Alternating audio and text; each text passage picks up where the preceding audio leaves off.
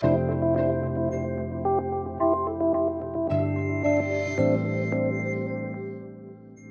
everyone. On Sunday, as we journeyed through the book of Luke, and we were in chapter 9, we got to the place where Jesus fed the 5,000.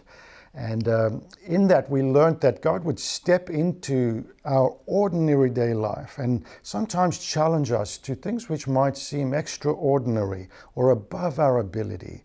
But He does that so that others can hear about the deeply satisfying good news of Jesus Christ. And during that sermon I said, and I recognized that some of you may have stepped out in the past and it didn't quite work out. You had this big dream that you believe God gave you, and it didn't quite work out like you thought it would. And I thought I'd give you some pointers about how to discern God's will and how to continue in that, how to continue growing in that, so that when God does step into our lives and ask us to partner with Him, that we're not reluctant to do that. And this simple tool, there's many tools, but this simple tool is called the Kairos Circle. It's a learning circle, and it has the idea that as we go through life, we're continually learning. And this Kairos circle, the name Kairos comes from a special word in the Greek, in the New Testament, and it talks about this moment in time, and that's what Kairos means, this moment in time when God steps in and it's like life stands still. And somebody said it like this, he said a Kairos moment is when the eternal God breaks into your circumstances with an event that gathers together some loose ends of your life and knots them together in His hands. And who wouldn't want to be in that moment where God just pulls those threads of our lives together and knots them together in His hands, and we know we're there. So how do we know it's God talking? How do we know what we're supposed to do? And how does this Kairos circle help us? There are two parts to the Kairos circle, and each part has really got 3 points under them. And the first part is really about discerning, is this God talking to me or not? And the second part then is, well, if it is God talking, how do I go ahead and take some steps and act out in faith?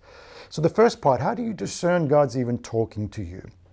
There is moments when life seems to stand still, when God gets our attention, something jumps out at us and it doesn't want to go away. And that's called the observe stage, where as we're going along life, something repeatedly comes up, or there's something we see or hear about, it stirs our heart. It's just this nudge. First stage, observe. When we see this pattern happening, and we believe as Christians that God is at work around us and He wants to get involved in our lives. And so as we observe, we begin to go to the second stage, reflect. Is this God talking? Let me read His word. Let me pray. Let me press into that. And after I've reflected a bit, then the third step is to ask some people around you to speak into your life. This is the discuss step. Speak to folks around you about this is what you're sensing, this is what you're reading, and discuss it with them and ask them for some valuable, wise input, because they've also walked this life and they've also journeyed through things and learned things, and perhaps they can help us just tweak or adjust what we believe God's saying to us. So that's the first part. How do we know God's talking to us? In the book of John, this happened to Nathanael, and of course Jesus spoke to him face to face, but Nathanael got to see Jesus because of Philip. And Philip went to Nathanael with talking about Jesus, and he invited Nathanael to Jesus. And because of this interaction between Philip and Nathanael followed Jesus. There was this pivotal moment for him. So the Kairos circle, the observe, reflect, and then discuss with someone or with a trusted group of friends. Then as we move into the planning stage, the first part is to plan it. Obviously, the planning and do stage, to plan it, to think about what resources you have. If you want to go overseas and, for example, you'll have a look at dates, you'll look at, have I got the money, have I got the time? You'll plan it.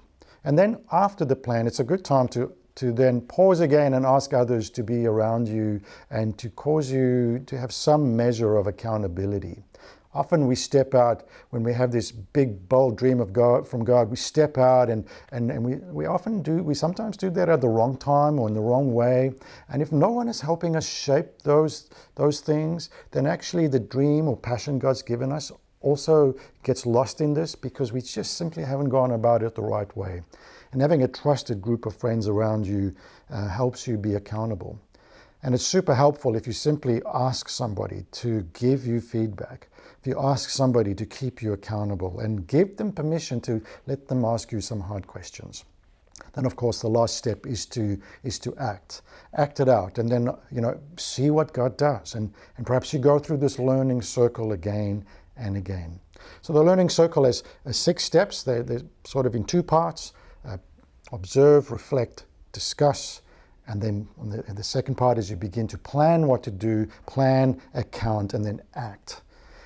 I trust that as you go through this and as you use this, you will see that walking in the ways of God and the dreams God has for you not only depends on you and you hearing from God, but it also depends on those around you, and that you would invite others into that discussion with you and journey together, because through this they also learn, through this perhaps their own dreams are also realized.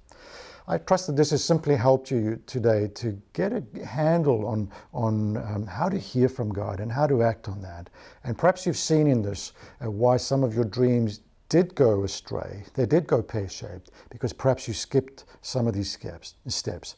And knowing God, He's going to circle around and give you that dream again and show you in a different way. I know God keeps doing that to me, and because He wants me to get involved with where He's at work. God bless you, and we'll see you next time. Thank you.